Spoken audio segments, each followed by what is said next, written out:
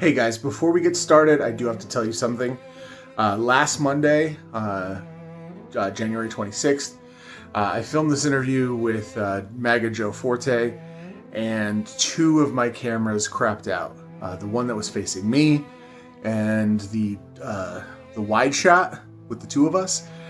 For whatever reason, the camera didn't focus at all. I will include that footage because you can kind of see shapes moving, but it's mostly just blurry. This was not intentional. I did not mean to do that. I really wish those cameras captured what we got, because I think the discussion that I had with Joe was good. I had some serious concerns about platforming someone who's running as an independent, but is clearly MAGA aligned. I'm going to do my best, but I just wanted to let you guys know what was going on before before you saw the video. So please be nice to me. Let's take it away. We are Charlie Kirk, we carry the flame. Hi everybody, welcome back to the Yabba Dabba Dude Talk Show. Tonight's guest has goose-stepped his way in all of our hearts. Please welcome MAGA Joe Forte. MAGA Joe, it's nice to have you here, I think. Yes. As I say in your native German, Guten Tag. Right. How are you today? I'm fantastic, and you know what, Jack? Couldn't be more excited to sit with a living legend, a Phoenix New Times Award winner, Yabba Dabba dude for 2025. Best of Phoenix. I'm expecting this to break the internet. Yes. Well, actually, before we really get into the meat and potatoes, I brought a gift for you. What? I brought a gift for you. Oh my gosh. Here you go. I think you're going to be very excited with this gift. This is against every campaign violence form ever.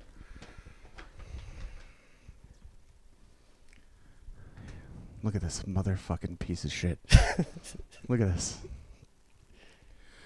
Well, here's the thing, man. Yes. Here's the thing about making Mill Avenue great again. Yes. Was it ever great? I don't know. I mean, I think it was better than it was now. Once upon a time. So let's before we get too deep into that, let's touch on something here. Yes. I found something out about us. Yes. Okay. Yes.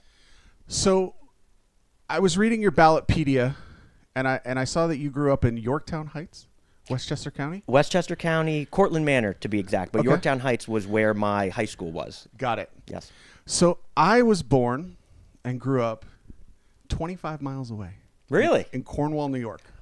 Wow. On the other side of the river. Yes. So what are your thoughts that two pieces of shit like us Yes. are fucking up the politics of Tempe? I think the politics of Tempe needs to be fucked up. Yeah. I do. I mean, I feel like the mold has been the same for so long, where it's almost like a revolving door. It's really unprecedented because I haven't found, I think at least since 2018, where no incumbent has been unseated, and that was AI. I did no research on that. That's just what it. Yeah, what you know. Grok, tell me lies. Right. Yeah. Right. So I think the mold needs to be broken, and I think we have some interesting characters this time around. Yeah, we have a hall monitor, a communist, a maggot, and then we have just like a guy. Right. What made you want to run for Tempe City Council? Because let's be honest, nobody needs 12 grand that bad, and True. It sucks. It's got to be the worst fucking job in the world. Yes. Well, I'll tell you that I've never been really that into the local community scene. Yeah. I started a business in 2013. I've been doing that, on. And I joke with people, if you would have asked me in 2019, who is the mayor of Tempe? And not, do you know the mayor of Tempe, but what is the name of the mayor of Tempe? I wouldn't have been able to tell you. Right. Like, I was that disengaged with the community. And so I started a nonprofit, Keep Tempe Beautiful, and that was really how I got involved. And as I got more and more involved, I found myself at a lot of the same events where you find the mayor and council. I mean, I remember Mayor Woods coming up to me one day, and he's like, I see you everywhere. And it's mainly just because, like, I love our community. I want to be a part of it. Yeah. And so when the opportunity arose for me to run for city council, it wasn't really like I'm changing my life all that much because I'm going to a lot of these things. But when I dug a little deeper as a business owner, and I've expressed this before, we don't have any business owners on the city council. So would you run the city of Tempe like a business? Well, I mean, I think every organization has to be run like a business. And this is what I mean by that. I run a nonprofit. Just because it's called nonprofit doesn't mean non-money. You need to bring in money. Yeah. And so I look at the city in a sense where we need to bring more money in than we spend. And so that's how I'm thinking of it as a business. I mean, the two ways that we generate revenue is 1.8% sales tax and 5% bed tax. So any like really big event, so for instance, like the Innings Festival, that brings people in from all over the world. Yeah. Right? And so Yeah, people love Green Day and Dave Matthews Band and, Absolutely. and Kid Rock. Absolutely. And so that I want to see more of those type of things. That's why I brought up the idea of a bowl game. Yeah. Because typically it's two random colleges from somewhere else. Those people come in, they spend money, they rent hotel rooms. Yeah. And so, yes, in that sense, I would. I mean, if we're going to run Tempe like a business, who do we fire first? I'll tell you who we fire first. We fire the council aides first. Okay. And I'll tell you why. Because once upon a time, each council member shared an aide with another council member. And so It's called having aides. it's called having aides. Yeah. Yes. Yes.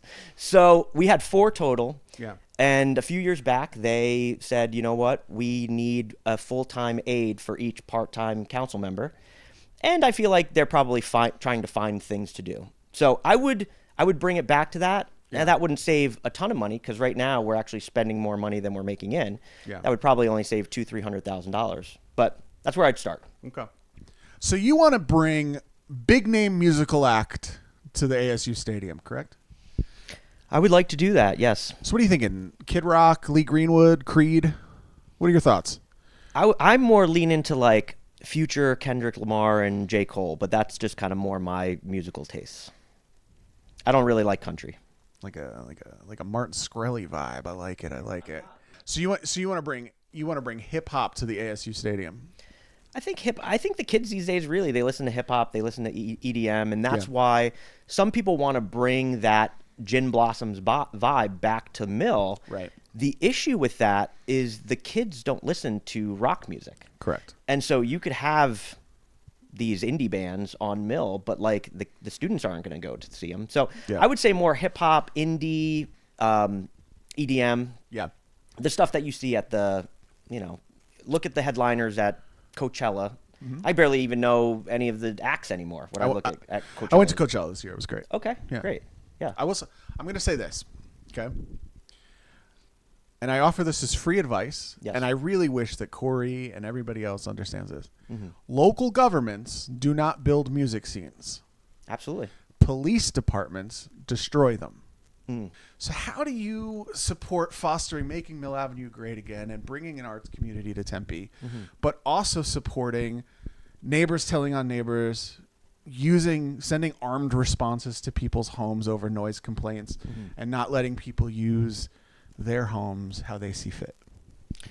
So I feel like there's 2 thoughts on that. So one, absolutely, I want to see a more thriving art scene, and I think Donnell Plaza is a perfect place that could have that thriving environment. The line actually was from conversations that I had with fellow neighbors. Sure. I mean, I would talk to someone one of the big complaints from people in the city of Tempe is that they have a frat house that's right next to them that throws parties and all that. And why do they have a frat house next to them? Because Michael Crow destroyed Frat Row. And that was unintended consequences, and he totally jacked that up. Would you support like a law, an ordinance, or amendment that protects people's right to provide mutual aid wherever it's necessary?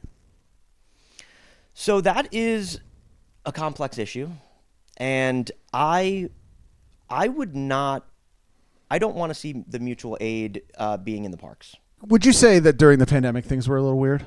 Absolutely. Yeah. Yeah. You got a little bored. I Do think, you still talk to Q or No. no? No. Cool. Yeah. Because I remember you were a big fan of Mike Flynn. Yeah. I mean, Mike Flynn is, you know, he was a general, Mm-hmm. and so Conspiracy theory. yeah. I mean, but yesterday's conspiracy theorists are today's conspiracy facts. So, In the past, yes. you've shared tweets and truths that have been critical of the LGBT, that have referred to them as groomers. But I think the thing that your haters don't understand is that you also created a petition to change Sparky the Sun Devil to Sparky the Sun Angel. No, not. And so Yeah. how can you be against the LGBT when that's the gayest fucking thing I've ever heard? It's a great question. Great question.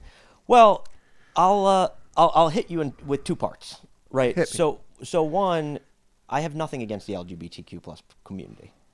I mean, I have nothing against Gabe Hagan. I have nothing against Brook Road Coffee. I was going there practically twice a week and since he opened it, and I think it's a great place. I think they have great coffee. He is a political activist, and this is what political activists do. So he wanted to tar me for that, and that's fine. But he's also a small business owner. He is. Right. He is. Yes. So if you're the small business candidate, Yes. he's one of our most decorated, celebrated small business owners here in Yeah, Tempe. absolutely. Yeah. Yeah, I would go back there. Mm-hmm. I mean, but I don't want to go somewhere where people don't want me. I went once at like 9 o'clock at night, and Yes. the croissants were stale, so 0 stars, Gabe. We're currently at a time where Trump is invading American cities with an untrained personal army. Like, isn't that like fucking sick, dude? It's like so fucking cool.